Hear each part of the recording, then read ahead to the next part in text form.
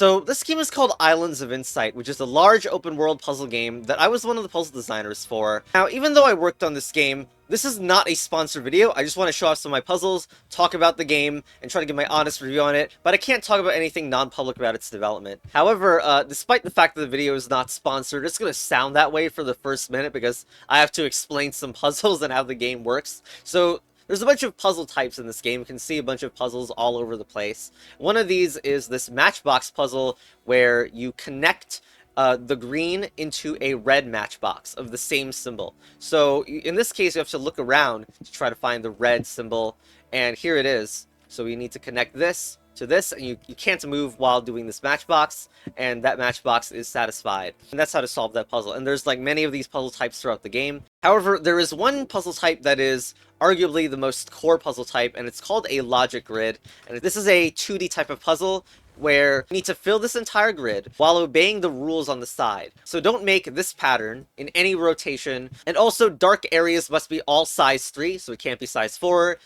it can't be size 2. All of them are designed to have a good logical solve path, so it's not just like trial and error. Just footnote about trial and error here. But we're going to solve this puzzle, so, you know, that pattern is not allowed, so we have to make these black. And then if I do this, this is a 4 size region now, so that is also white. And now this white, the diagonals aren't allowed for that either, so we're going to black all of those, and this would cause a 7 size region, so that's also white.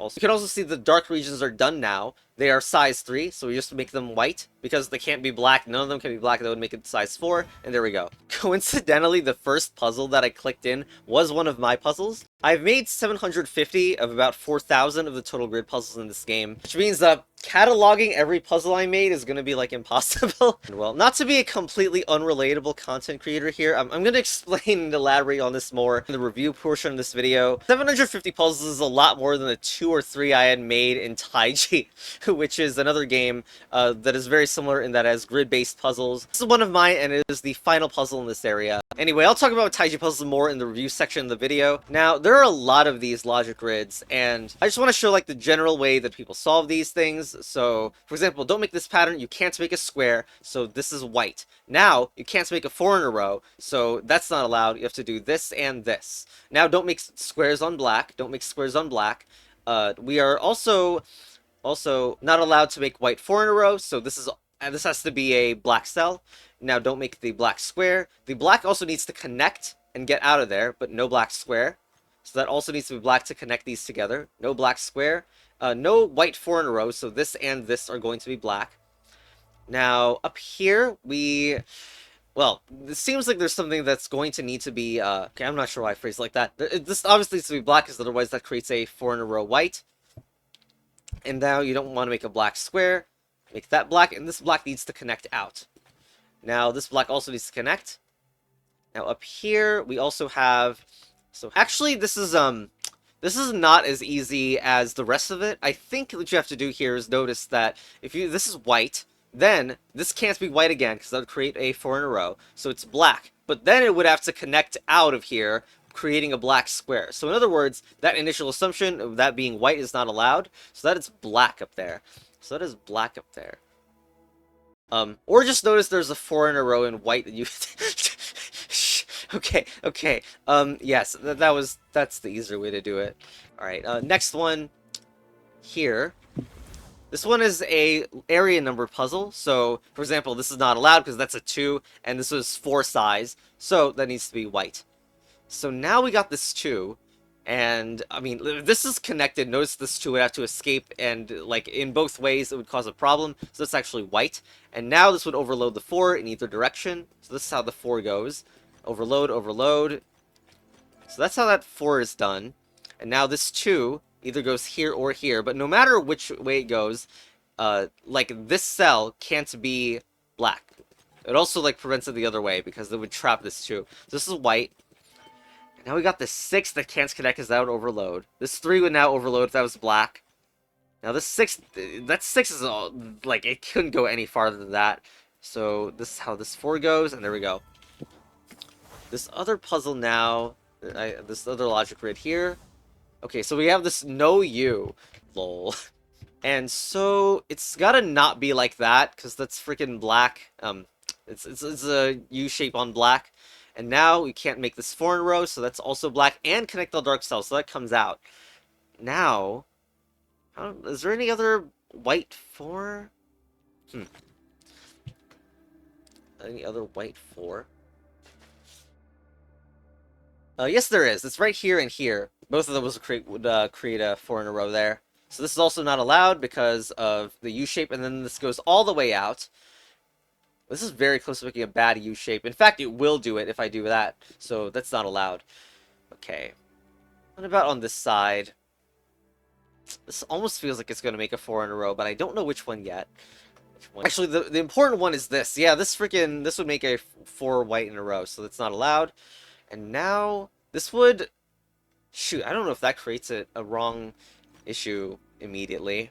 Actually, there's a bunch of, like, bad U-shapes, like, here and here would both create it. So those are white, this one has to be black, this also has to be black to prevent the 4 in a row. And now this black needs to come out. There's also a U-shape there that would have been made. So this comes out again, no U-shape, so connect this way all the way out. No U-shape there. And, okay, I mean, this needs to be black, because, like, otherwise you would not only make this 4 in a row, but cut off the dark cells. So the U-shape's prevented, connect out. U-shape would happen here, so let's go over here, connect, and U-shape here. U-shape here, okay, we're done. So there's many varieties of rules and symbols that are in the grid, so I think you probably get the idea. So I'm just going to skip to only showing my puzzles off now. So one of them is over here, in an area called the Glass Temple. So this is the first area that introduces pattern grids, which is a type of grid where you have to complete the pattern.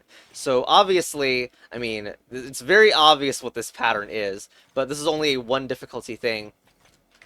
Now, I know that I cultivate a cursed aesthetic in my videos, but my puzzle that's featured in this area is cursed for reasons that I was not involved in.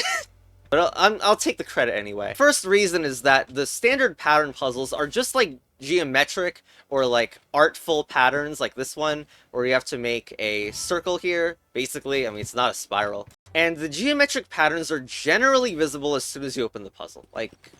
And there are puzzles in the area where even though they might not look geometric, this one actually is geometric. So then when they come across this puzzle, which is a 5 pip difficulty, and yes, this is the one I made. I'm not sure that I should, like, cursify with a color filter the ones I made. So the first curse reason is that it's not symmetrically patterned. Like, if you try symmetry, it just won't work at all. And 2, it's partially interface influenced in a really subtle way. That, like, it was more visible in the puzzle creation tool than it is in the actual game. So, if you don't get it, I am going to spoil the puzzle at this moment. It is, notice the hovering, the orange outline of the things I've been hovering on this side. And now compare it to the right side. Actually, don't compare it to the right side. Just notice the pattern within the things that are being hovered and which ones are black. The idea is, the black ones are all size 3. So you simply need to do this, this, and this. Those are all of the size 3 ones, and that one, and then everything else is white. Kind of confused with the solution to this puzzle. Whoever created this must see through the 4th dimension, because I don't. Hey, they call this puzzle a must-see. Must-see. So the creator of the puzzle is not necessarily one who placed. I have nothing to do with the cursedness at all. I don't make cursed pattern puzzles. Whoever came up with this one is a psychopath, I think. Or alternatively, whoever decided it should be 4 pips and not like 2 stars. Oh hey, a player is trying to solve this right now. Chess battle advanced. Chess battle advanced. Chess battle advanced. You know what also doesn't help that puzzle is this one, which is in the same area. This is not by me. But the solution is almost like the reverse of the one I made. And there's all these merge cells here too. So now I did like creating more difficult and complex puzzles. So there's actually more of my puzzles later on in the game rather than like earlier on. Like we got this high difficulty puzzle. I don't even know what it is, but I need to progress in the campaign to unlock it. But I look at these 2 other puzzles, and both of these are actually mine. This is a complete the pattern, which I will not solve in this video. Which seems like a pretty much, if you get it, you get it, and if you don't, you don't. So I'm not even going to play that puzzle. Why did I have to phrase it and make it sound like I don't like solving my own puzzles?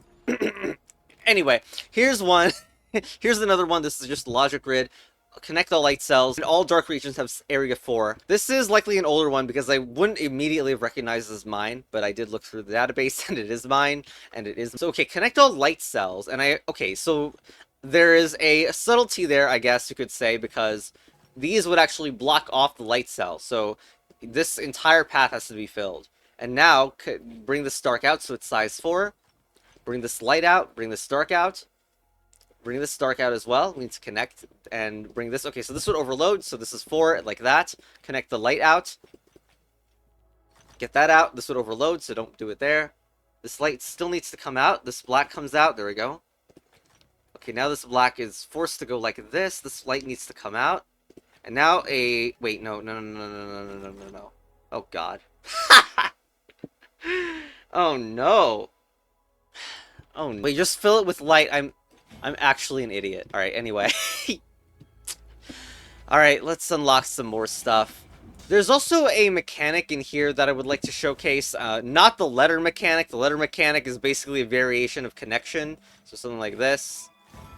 This area also introduces some search the environment puzzles.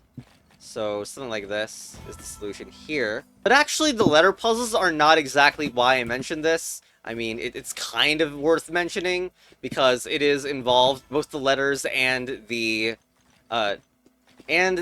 mechanic about, well, the mechanic that I'm about to show shortly is going to be involved in a puzzle. And you might already suspect that I have some involvement because of the C's, B's, and A's that you can see in the footage. This mechanic is called the underclued grid, and it is one of the coolest things in this game, but especially for the ones that are newer at puzzle games, this is not the most intuitive mechanic. This is the tutorial for it. It is a pop-up that I think has too much text. It is basically a puzzle that is solved by partially completing it, because you fill only what can be deduced in all solutions. But the people who didn't figure out how to deduce anything and just did trial and error wouldn't know how to really start. But this is basically an opportunity for them to learn that kind of mechanic. And I personally wondered if partial solve was a better way to word this, because, like, for example, don't make this pattern, and there are 4 cells you can logically deduce, which are these, because you can't make any squares. And yeah, it's basically doing all the logic you can with the current rules, and if you can't deduce the color of a cell, you leave it blank. Of course, I only bring this up because of this area that's all about underclued grids. And if you go here...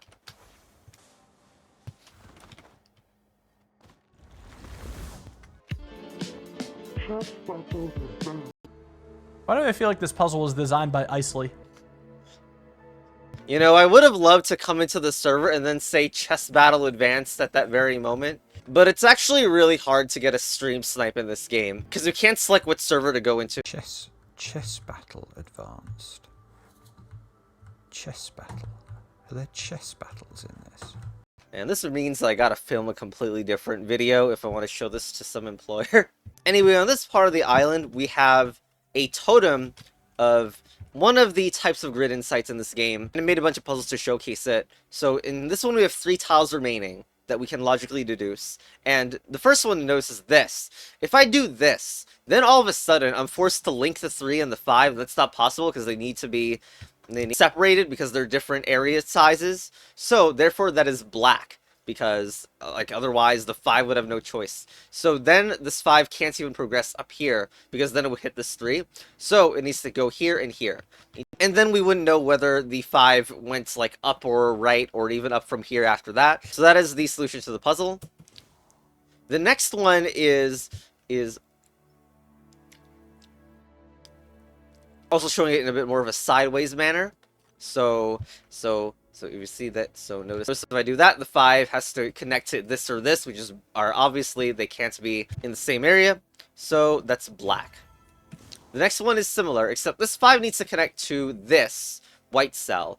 So we have the exact same issue if we go here, because then this has to go here or here, like, because this is a 5 and needs to extend out. So this is black. And now both of these now are mutually having that issue with each other. So both of these are black. And then this is a 4, so it doesn't need to come out. This is a 5, so it doesn't need to come out. And there we go. This is the insight, don't trap areas. I also wrote like the first draft of the encyclopedia, which is like every single technique in the game, which I listed them all, so. And Salvine did make fun of me for some of those. Unfortunately, I'm not to blame for Chris Salve's favorite insight. Big areas can't fit in small spaces. I also made the final puzzle in this totem, but a different puzzle designer did make an edit to it. Like this used to be a 7 and the board was slightly bigger, but this doesn't have the underclued grid at all. First of all, it's the same trapping logic with this and this. So now this 3 goes here, and now this 5 also has trap logic with the 3. If you do this, then the 3 is stuck because the 3 needs to expand but can't expand into the 5. So this is also black. Also black. In fact, that 3 there only has that to go. There's nowhere else this 3 could be made. So there we go, and the 5's done, 3's done, 3's done. And though I didn't make the other puzzles in this area, I actually really like them. Like, why is my mouse this way? The puzzles around here kind of play in the same kind of area, where if you do this, like, the 5 doesn't have enough space, so you need to, like, take advantage and realize the limits of the area numbers. For this one, it's also really great. You need to deduce 1 tile from the situation. So this is 1, 2, 3, 4, 5, 6, 7, 8, 9 black already. And so, the black seemingly could be either here, here, or here. But notice that if there was a black here, then it would overload no matter where you put it, so that's a white. So it's kind of similar in like getting trapped in areas and not overloading. For example, this, if this were a 2 area, then we have to surround this with black so that it would actually be 2 area, and that would trap the 6. So, therefore, that one is the black cell. Again, these are not mine in the, like, around the puzzle. I just made the totem puzzles. I also have some puzzles in this area, Dyads in the Mist. This is an area that features many puzzles that are themed around even numbers, pairs, 2s, area sizes. I think area size is, like, one of the most satisfying puzzle rules that are in the game, and they flow really well. Like, if you know what you're doing, they are quite fast to solve. This would have to be black as well. Yeah, all dark regions have area size 2. This would overload the 8, so there you go. So one of the ones I made is this one, and I'm not sure how many people noticed the cool visual thing in this puzzle, but basically, this is a letter puzzle, so you have to make sure all of the letters are sorted into the same area, the same letter is sorted into the same area, rather. So this B needs to connect here, this C needs to go here, this D connects, and this A connects. But the cool thing about this is that the shape of the black cells is a number 2. And of course, letters are also fittingly 2 themed because we have 2 letters each. So, there's also another one around here. Another puzzle I made in this area is right here. So first of all, letters must be sorted, so the C, B, and this A, we are going to put a black around them. And now all dark regions have area 2, so we need to extend this to make it area 2 now. This B also needs to come out, and now the C needs to come around here, because like the C can't pass through there and touch the A. So this also is black, so because it needs to extend. This now, the C and the B cannot connect, so we put a black there. This can't be size 3 now, so we're going to do this. This C comes out, this B comes out, and now this A and the B are getting close together. This B can actually, can't really go in many places, especially ones that touch the C. So I know that this one is connected to the B. Meaning this A, these 3 blacks separate the A and the B. Now we got this B and the C that must split together, split apart rather. And then this goes up. Alright, do that. That finishes that area off. Alright, now this B and the C are about to touch, so let's prevent that, and there you go. Now there's some puzzles for me in the final area of the game as well. In particular, this area, Leaves in the Wind. This is an area about the glide rings puzzle, but it also contains many pattern grids, such as this one, a complete the pattern, and these are more abstract than the symmetry ones you've seen before. So this one I personally titled Plants, and it actually seemed like most people got the aesthetic I was going for, which is of course nice to see. And okay, I'm gonna say do the solution now. So you can see this goes 2, 4, and this is 6 high, so we'll extend this to be 6, 4, 5, 6. This is 2, so we extend it to be 2. And now fill up the rest of the board. What do you mean that doesn't work? Well, just a classic one-height obliviousness moment. Another puzzle I made is right over here. It is this 4-pit puzzle. So, you have a left board and a right board, and the right board has a lot more stuff on it than the left. And they are making... You might notice that it makes this sort of shape. Ba-da-bum-bum-bum-bum. bum bum bum bum bum. All right, solution time. So, because of this shape, you might get the sense that each of these is actually linked to making that shape. So then we have these two black cells right here. And if we're going to assume that that makes a shape, then we make the shape like this. And so for this one, for example, we copy it here and then make the shape. This one doesn't even have room to make the shape, but we will copy that anyway. Now this is a real CBA moment. It comes from this right here, which should be copied over, and this is just a remnant of the 3 that every single black cell is copied over from. So we do that, and fix that. Wait, no, it was right here. Okay, there we go.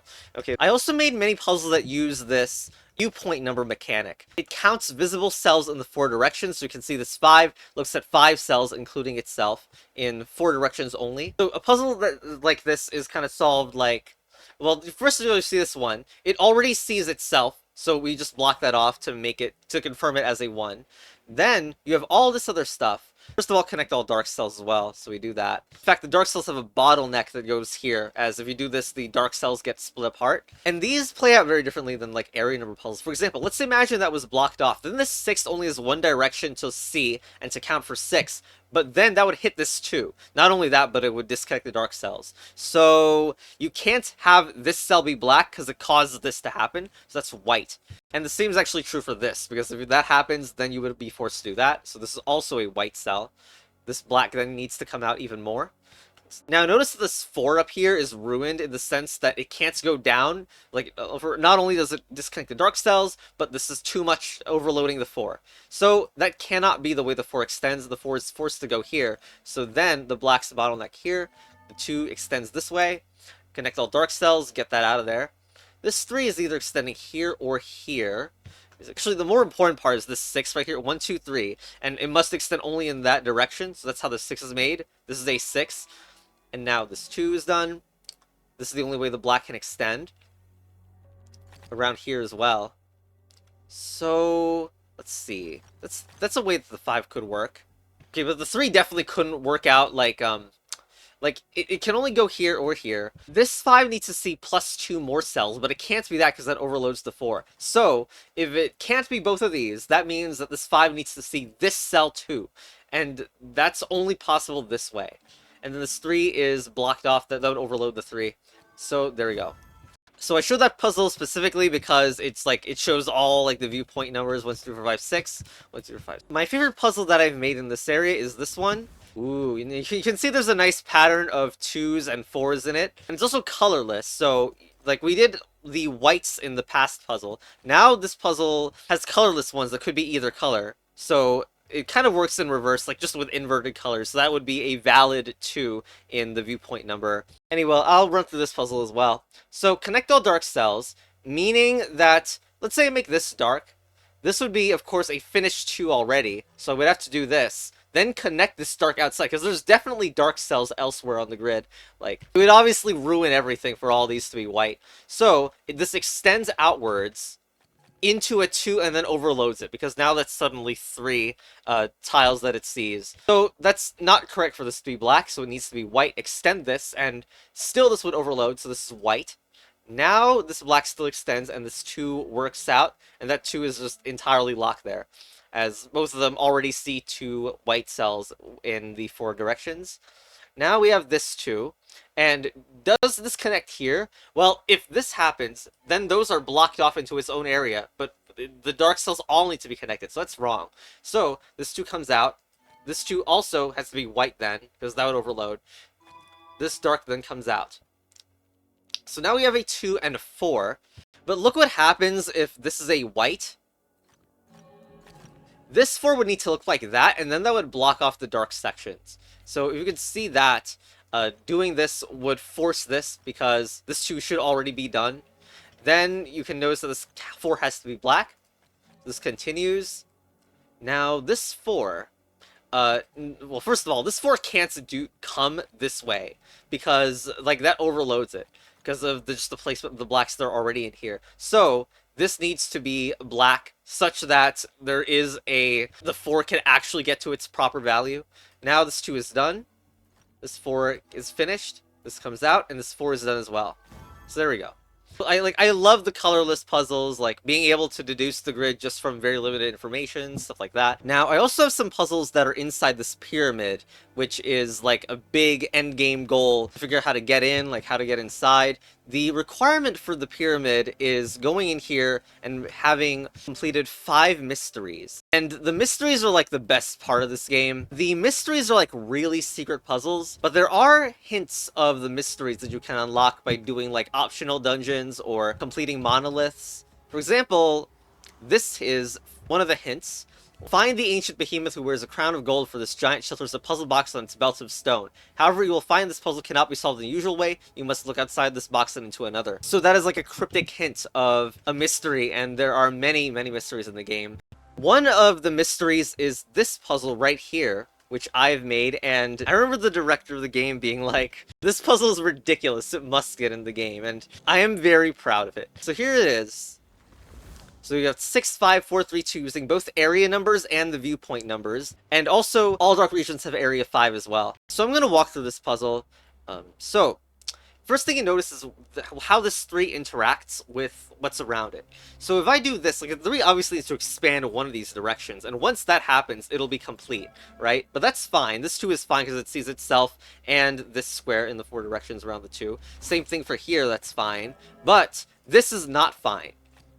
The 4 is locked up there, and there's no way this 4 can ever see 4 cells now, because this 3 is done, and, like, it can't expand anymore. In fact, this interaction is true even if this number were, like, you can't have a viewpoint number in the same area as a lower area number. Anyway, what that means is that this and this have to be black to prevent that issue. And now, this 3 has to extend either here or here, but no matter which way that happens, this bottom right cell will always be black. And because all areas have area 5, we need this to have more area than it currently does, so we expand it. Okay, now look at this 4. If I do that, the 4 is trapped. There's only 3 cells that it could look at when it needs 4, so this one is a forced white cell. Now, very important as well, remember that interaction with viewpoint numbers and area numbers, right? Let's imagine the 4 was like this. And just for example, then this 5 would be done because we have these 4 plus the 1 white cell from the 5 itself, and it would be forced to be done. So that's true no matter what way the 4 is shaped. Like if we do that, the 5 is also still completed because we have this 4 plus the 1. So in other words, even though we barely know anything about the 4 other than this cell, we can make this, this, and this black because those are the cells that the 5, when finished, will always be black by the outline. Like, let's imagine one of those was white, for instance. Then, no matter which way we do the 4, it would overload the 5. So, those are all black.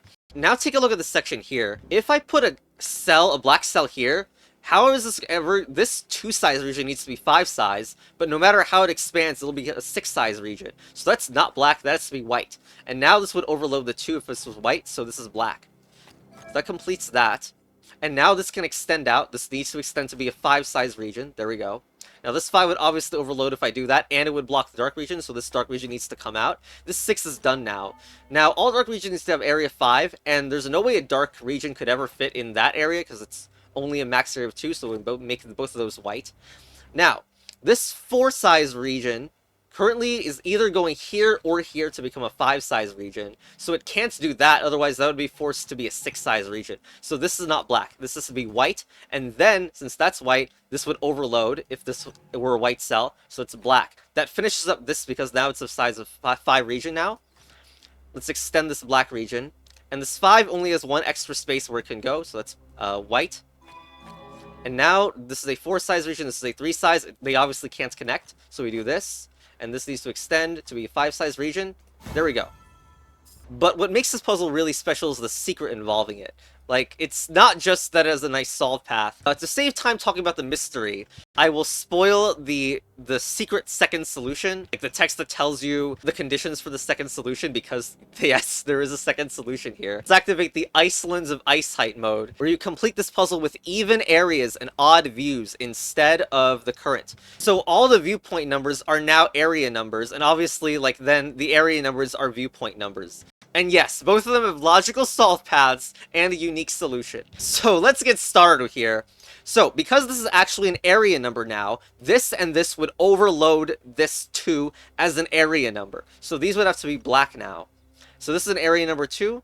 So then we just complete it like that. Now also pay attention to the 5-4 interaction. Again, this is an area number and a higher viewpoint number. Remember what happened last time. It means that those both have to be black, because otherwise like a higher viewpoint can't be in the same area as a lower area. So this 5 being a viewpoint number and seeing in the 4 directions here, this is actually the only way the 5 can go now, as like that's the viewpoint of the 5. And again, a dark area can't go within those, so those all have to be white. Now we'll focus on the bottom left here. Obviously this needs to extend, as blacks need to extend to area 5. But also, let's say that this, like, let's make that white, for example, then this would need to be area 5 somehow, and then overload. And more importantly, the bottom left can't be like 2 Area 5 regions. There's no space for that. So it has to be 1 Area 5 region connected together, either here or here, though we do not yet necessarily know which. But what that means is that we can mark all these as white because it's either here or here. Now remember, this 4 is technically an area number. And so if I did this, that would block off the area number, and it would only have 3 squares remaining. So therefore this needs to come out. Now, that coming out is relevant because we have this square, and if that's white, this 3, which is again actually a viewpoint number, is only seeing 2 squares here. So that can't be right. It's actually black here.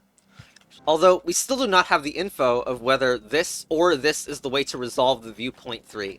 Okay, it's time to focus on the top right, and this is actually a more global argument than you might expect for these types of puzzles, but the basic idea here is, how many size 5 dark regions can even appear in this top right section? Because if, like, I put a black cell there, like, imagine, sure, let's say that is the 5 size region. This block is screwed, and we know that black is correct. And there is actually no way to fit, like, another 5 size region here. It just doesn't work at all. Okay, I guess you could fit that there, but this 6 area number is then completely screwed. So, there just isn't enough space to have a 3rd dark region up here, which means that if we put any of these that try to be a 3rd region, then it can't be actually right. For example, let's put this one, 1, 2, 3, 4, 5, I mean, it's clearly a disaster there. 1, 2, 3, oop, overload, overload. Well, that has to be white then. 1, 2, 3, 4, can't be 5 anywhere, so that's also black. Now this, to be honest, almost looks like it could be. I mean, it's not actually going to work, but at least it pretends to work for a moment before you realize that the 6 is overloaded. So, literally that 6th area is forced into that shape. And because it's an area number, that means it can't expand anymore, so we put a black outline around it. And now this is a finished 5 size area. And this is also a 5 size area. And now this 4 area number is done. And that is the secret second solution there. And yes, I'm very sorry that the 2 does not blend in with the rest of the colors. But if there was any main reason to make this video, showing this puzzle off would be it. So yeah. Icelands of Ice Height. Now, solving mysteries gives you access to the pyramid, so we can actually enter it here. And yes, I have some puzzles in here, so I'll show them. This area has a lot of satisfyingly made puzzles. There's like cursed all colorless boards, and they're all of like high difficulty puzzles. We got like symmetrical puzzles here. God, puzzle with so few clues in the grid. They really look very elegant. I'd also like to shout out this amazing like gimmick troll puzzle. It's really good. Yes, there's a reason for this weird blank space on the left. There's also a mostly colorless puzzle here, which I am quite proud of, so I'm going to show it off. I do not remember the solution. I mean, I have like a pretty good idea of what it is, but I don't remember the exact logic, or the exact look of it, rather. But I think it's about the 7, obviously. And like the limits of how the 7 can bend.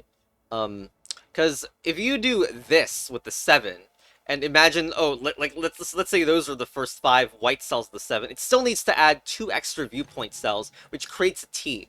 So it's creating a T in almost every scenario you can think of, except for that one. And that's the only one that works out. Now, connect all light cells. Means that if this 6 were light, then it would obviously just connect to this section. More importantly, though, the white T's mean that I can't do that or that, so I'm going to block all those off. Okay, now we should have a clear picture, and especially the no black 4 in a row, so don't make that, so we can do this, this, and this. Now, this would make a T if I did this, so these are blocked off. And now no light cell can even get here, so we just block all those, because they wouldn't be connected if there was a white cell in here. Now, this 6... There's no way the 6 is black, because this makes it way too far and creates a 4 black in a row. So this is white, and then this is how that resolves. Okay, we need to connect all white cells now, so this white cell that happens to be here, we need to connect it. And there we go. There is also another puzzle nearby, which is also by me, which is over here. See the pattern yet? Imagine that I didn't do a Pi Day video while having this in the game. But anyway, this is a 1. This has to be white, because if it was black, it would be a size 2. So we do this and alternate the colors, because that's how colorless works, basically, with area numbers. So that's how the 4 goes. And we come out, make this 3 come out. And now, this 5 sees 4 cells. Currently, it has 4 cells. So if this were black, it would cause an overload. So this is white. Now, imagine if this was white, then that 5 would on the top would overload extremely hard, because this would be a finished 3 section. So this is black. And because of alternation, this is white, black, white, black. This 2 would overload if it connected here. So this is how this works. This 9 doesn't have that many regions to go and will connect to the 6. This will actually overload the 5 if I do that, so it happens like this. Okay, block that off. The 5 needs to come out this way. Okay, the 6 and the 9 interact. Okay, I noticed that if I do this, then it will cause a hit within here or here, both which cause an overload. So this can't be black. This 5 is close to having no cells to go. Also, the 9 and the 6 are going to connect if I do this, which is not allowed because they have to be different sizes. So, block that off. That 9 is completely done now. And this 6 is done. This 5 is done. Here's another one. Right. I feel like there should have been more puzzles like this in the game. There are a good amount, though. But we have exactly 1 symbol per light area. So, for example, this would break it because now we have 2 symbols in the same area. So, first of all, this is a viewpoint 5. It sees... I mean, it doesn't have anywhere to go other than to the right, so that's how that 5 is completed. But now it's not as obvious what the next steps are. I mean, this can't be black because there's no room for the 5 anymore. But now you have to start thinking a bit more. For example, this one actually can't be white because now remember that the 2 symbols can't go in the same area. So therefore, you would have to do that, but then doing that blocks off the 5. So no, that has to be a black cell. Then we have this situation where if I block this off, the 5 can't do, and like this 5 is forced to hit that other symbol, which is bad. So this is also a white. Now there are ways to make progress here that do involve like having a lot of foresight, unintended.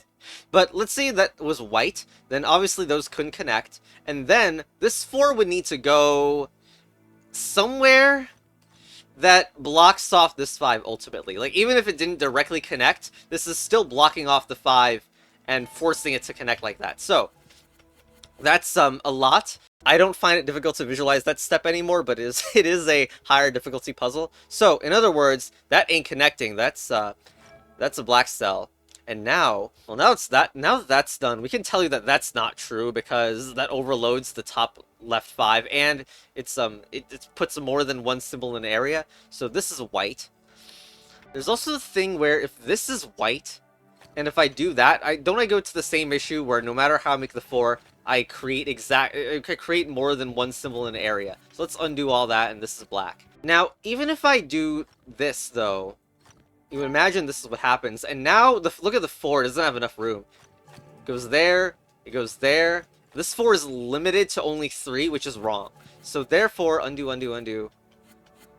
It doesn't connect here. So it connects over here, and the 4 now has enough space. There we go.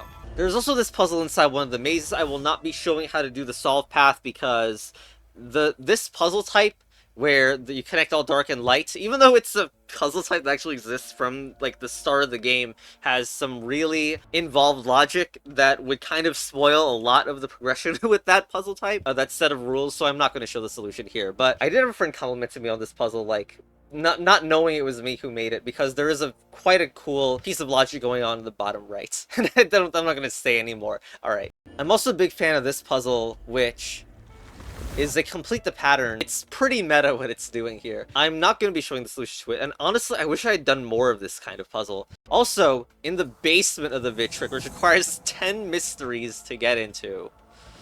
Yep, there's even more puzzles down here. Like, very expected, very normal big puzzle. Here as well. But then we have this one, which is in fact mine. So this, all it has is dark regions of Area 5 and light regions of Area 5, but the interaction, like, I think the area size is the most powerful thing powerful rule in the game. And right next to it also this one. Also by me, and it uses this no T pattern, but it's a big T. So that makes some very interesting things compared to the normal T, which has been a part of the game for a while. Like, it's not part of the game. What I mean to say is there's a lot of puzzles based on the small T. So I hope it's an interesting experience playing with the big T. There's also this section in the basement that involves, like, brick layered puzzles, which I find great.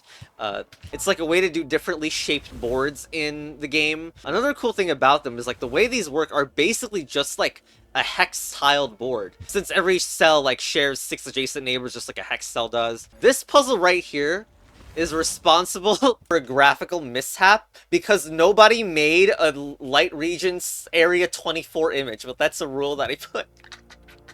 So use like a default image. I also have this puzzle with a 555 with all 3 different number clue types. Here's some other puzzles I made, so various colorless stuff and stuff like that.